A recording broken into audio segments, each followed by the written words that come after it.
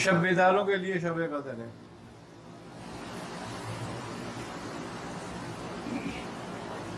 सबसे ज्यादा पसंद शब बेदारी को क्यों किया गया?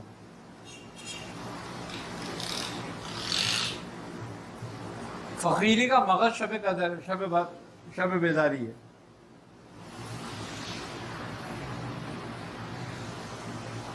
तीन बातें अगर फकीर में नहीं हो तो वो कहते हैं फकीर नहीं है ये। एक शब बेदार हो जाना चाहिए उसको, शब बेदार रहना चाहिए उसको। पहली उसमें एक बात ये है।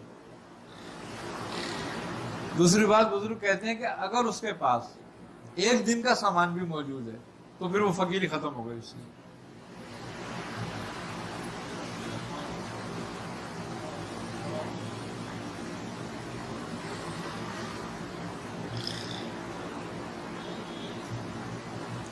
ये कमाल दर्जे की फकीरी है।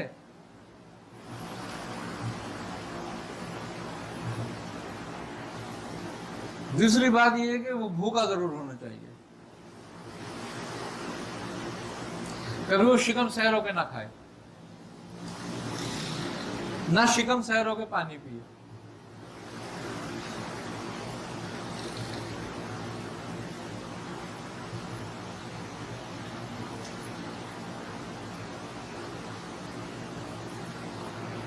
एक जगह कहते हैं कि उसको खाने में लज्जत नहीं आनी चाहिए। अगर खाने में लज्जत आ गई तो इसका मतलब है इसका नफ्स जिंदा है भी।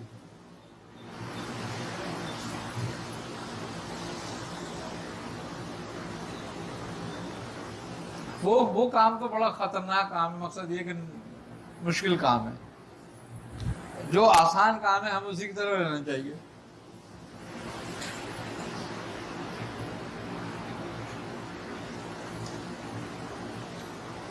ये मेरा जो कहते हैं किल्लत काम, किल्लत मराम, किल्लत कराम, ये तीन चीजें बहुत जरूरी है। इसलिए कि फकीर की फे फना से है।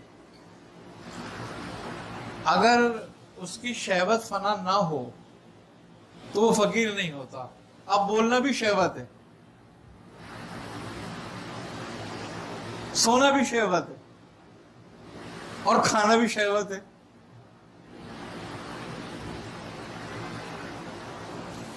अगर ये फना नहीं होती उसकी, इसीलिए कहते हैं उसको लज्जत नहीं आनी चाहिए खाने में। ये तीन सिर है। अच्छा, मजे की बात यह है कि जब तक तुम भूखे नहीं रहते तुम्हें रूहानियत का जो है ना इल्का नहीं होगा।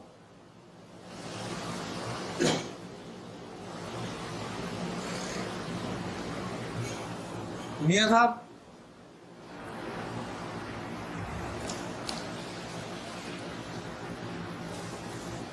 4 साल तक उन्होंने उबले हुए चावल खिलवाए खाली। बोलते चावल पानी में डालो, और पता कौन सा वाला चावल? वो जोशी चावल कहलाता है, लाल वाला मोटा। आजकल वो परिंदे खाते हैं। तो वो कहते थे एक मुट्ठी चावल लो और पानी डाल के उबाल लो, पानी फेंक दो, चावल खा लो।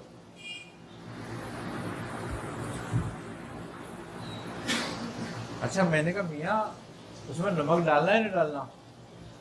वो कहते थे कमबख्त तुझे नमक की क्या काम तेरा। तो मैंने बोला लो, तो वो खाया कैसे जाएगा? कहने लगे जब तक नहीं खाया जाएगा ना,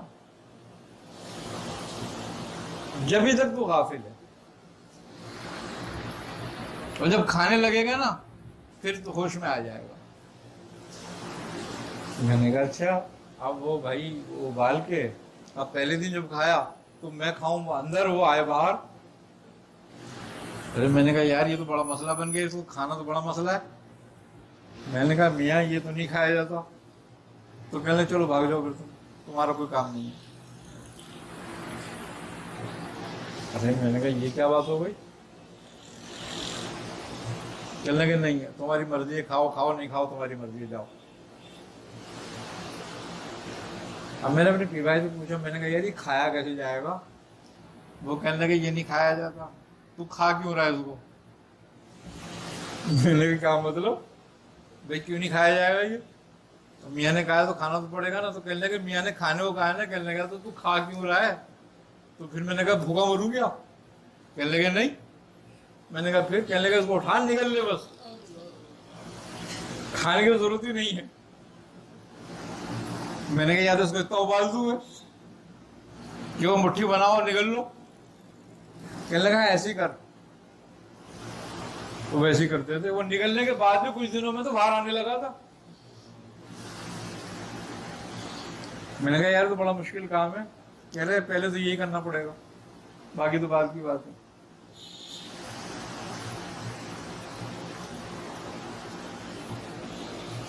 सोने के लिए हमारी वालदा की मैंने ड्यूटी लगाई थी। मैंने कहा जब मुझे 2.5 घंटे हो जाए ना सोते हो तो उठा देना।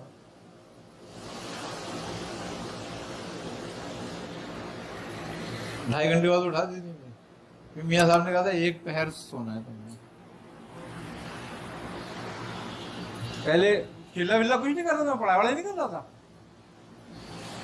ये तो खाली वो आदत डलवा रहे थे पहले तो। मुझसे कहने लगे तुम्हें 40 अल्फाज बोलने एक दिन में, तुम गिनती करो अपने अल्फाजों की और इसका काउंट कर लो कि एक बात में कितने अल्फाज होते हैं, तुम्हारी जरूरत की कितनी बातें हैं दिन भर की। मैंने कहा मियाँ फिर तो गूंगा ही होना पड़ेगा। कहने लगे पहले 40 पे आओ, फिर 70 पे आ जाओ और 199 से आगे नहीं बढ़ना। कि दिन में 99 हरूफ बोलने हैं, लफ्ज बोलने हैं तुमने बस।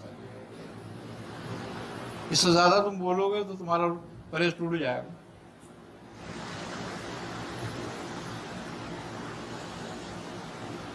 इस तरीके से प्रैक्टिस कराई उन्होंने हमें। आज तो आदमी कह गई तो पीढ़ी पागल हो गया।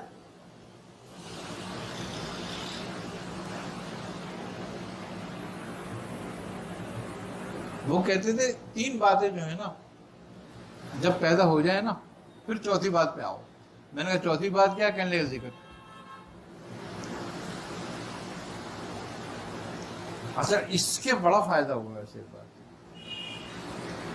15 दिन तो निहायत मुश्किल थे, निहायत ही मुश्किल थे। अब उसका फायदा मुझे आज ये हुआ है कि आज 30-35 साल हो गए, 80 से लगा लो तुम, आज कितने हो गए होंगे? 38 साल हो गए। मैं आज भी 2 घंटे सोऊं काफी है मेरे लिए।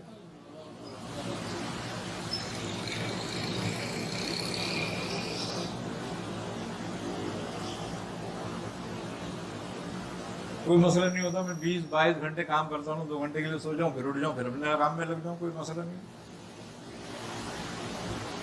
फायदा हुआ उसका। आज भी हम खाना खाने के लिए मुझे 1 टीस्पून होता है ना, है उतने सालन की जरूरत होती है। मैं उससे अपनी पूरी 1 रोटी खा लेता हूँ बनाने के साथ। फायदा हुआ उसका ये बात। और अगर मैं नहीं बोलना चाहूं तो मैं 2 दिन 3 दिन खामोश बैठा रहा हूं, कोई मसला नहीं है, कोई परेशानी नहीं होगी। अल्लाह के लिए चश्मे फूट जाते हैं उसकी जुबान। बिल्कुल है हदीस।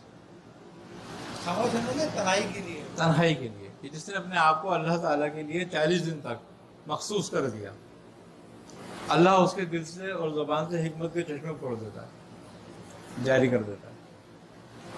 तो इस बातों का बड़ा फायदा होता है। अच्छा इसका नतीजा क्या निकलता है? ना तो जिक्र में परेशानी होती है, ना किसी किस्म का जहन भटकता है। अच्छा कभी वसवसे भी बहुत कम हो जाते हैं फिर इस बात से। अच्छा इल्का रूहानियत बहुत होने लगता है। जरा कुछ जिक्र करो फौरन ऐसा महसूस हो आमद शुरू हो जाती है।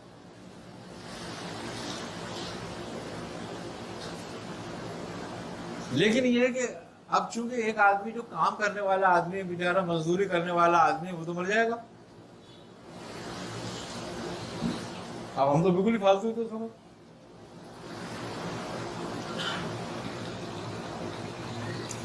सात साल मियाँ साहब ने बड़े सख्त पेश करवाए। 1.5-2 साल तो उन्होंने उस ख्वाजा मंजूर हुसैन साहब ने, और 5 साल तकरीबन उस्मान मियाँ ने। आपकी उम्र क्या भी जवाब है? किस तरह 18-19 साल की उम्र थी मेरी, मेरे ख्याल से। लेकिन वो तो बस देखो, एक बात बता दूं मैं तुम्हें, जिसके नसीब में जो होता है ना, वो राह पकड़ लेता है खुद ही। आई ना समझ लो।